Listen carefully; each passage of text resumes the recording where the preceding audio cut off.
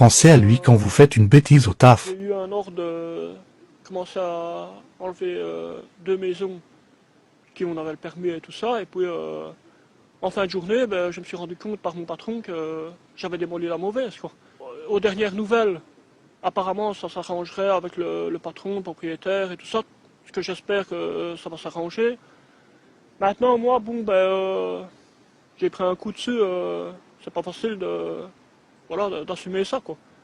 Vous savez ce qui m'étonne le plus dans cette vidéo? C'est pas que le mec il ait démoli la mauvaise maison et qu'à son retour de vacances, le propriétaire il aura une belle surprise. Non, c'est même pas ça. C'est la facilité qu'il a, ce gars, à admettre ses erreurs, alors qu'elles sont immenses, sans vraiment chercher à mettre la faute sur quelqu'un d'autre. Alors que nous, dans le monde du travail, plus particulièrement dans les bureaux, la moindre faute, pour 1000 fois moins que ça, quand il faut admettre la moindre erreur, les mecs ils sont pris d'orgueil. La situation, on la connaît.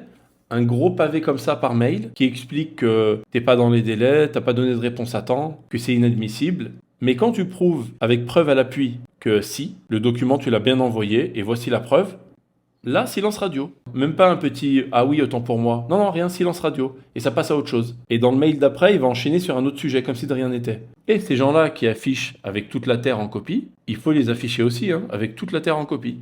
C'est donnant-donnant. Donc s'il y a bien une skill qu'il faut retenir, c'est qu'avec certains, il faut pas avoir de pitié.